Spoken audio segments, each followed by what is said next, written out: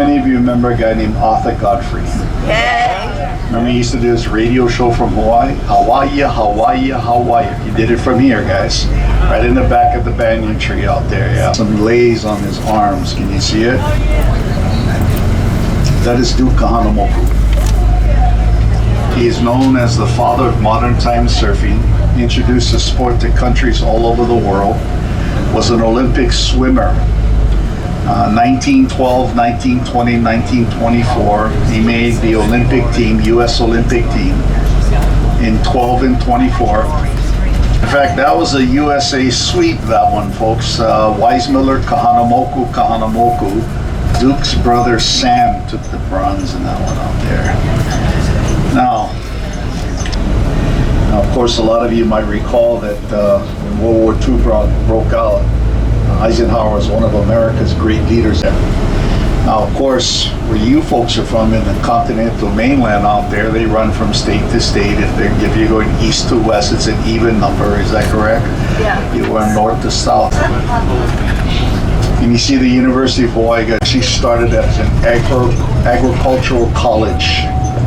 Today, the University of Hawaii, folks, attracts about 30,000 students every semester. Currently offers 100 bachelor programs, about 90 master programs, and about 80 doctorate programs out here at the University of Hawaii. So we go guard. Is Hotel Street still around? I go, yep. Can we still get, many of you remember a guy by the name of, let's see where I can put my bus out here. I'm gonna do it. Actually, I need to go behind this guy. Yeah. Some of you maybe cannot.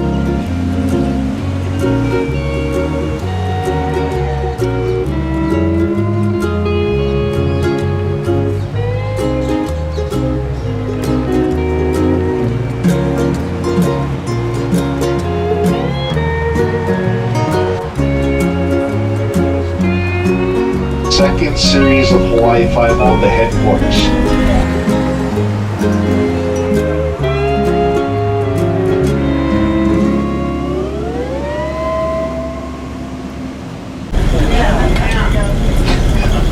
Some of you will get that one later, okay? Hawaii Five-O. Yeah, you get Captain, I'm sorry, John Dominus, Captain John Dominus, not Chamberlain, John Dominus. He built this, and after finishing this, got on a ship and headed towards China to bring furniture back. That was the plan. Captain Dominus, December 7, 1941. What happened here is what catapults the United States into World War II. This is what physically gets us involved in World War II. And yes, we know the history, folks, right? We were involved, not directly, indirectly we were involved, but this event here on December 7, 1941 is what got us involved. She was, now you'll notice, folks, first of all, because the traffic jam tour buses created out there. So that's where, folks, they kind of stopped allowing people. The movie Saving Private Ryan, these words are said twice in the film, once in the beginning and once in the end. And it goes like this: the solemn pride that must be yours to have laid so costly a sacrifice upon the altar of freedom. Once again, the words of Abraham and Mrs. Bixby out there. Okay. Now, can you see those gold rosettes, guys? Right next to the name. There's a whole bunch of them out here. And this indicates, folks, that the gold rosette, the name that is next to it, indicates that the remains of that person has been found, has been positively identified, and the families have been notified. And a lot of this, folks, is through a technology called DNA. Never heard of it? And you know one of the largest, which is how many states again, guys? 48. Very good. Some of you paying attention back there. Okay. But yeah, Chinese government donated these, folks, in 1949 out there. And I'm sure they're doing a whole lot of work in trying to identify those out there. But yeah, it's going to bring a lot of closure to a lot of families. Down below us, you can see, folks, two-story white top with the solar panels on them. That's a middle school. Stevenson. He lived in Waikiki, guys. He lived here in Hawaii at one time, and it was because of He had tuberculosis, and they felt they needed a warm climate. What they really needed was a dry climate. But he eventually ended up in Samoa. Elementary school. So you hit the basketball on the hill. Theodore Road. So we got a couple alumni that graduated from that school. There's shows all over Waikiki out there. Pretty Woman. Johnny's uncle, mom's brother. Yeah, his stage name is Johnny. And one of the questions we get from you folks is what led to what happened here on December 7th, 1941. And one of the things that's not led by a guy by the name of Mitsuo Fujita, Lieutenant Commander Mitsuo Fujita. Does anybody remember what day, December 7th, 1941?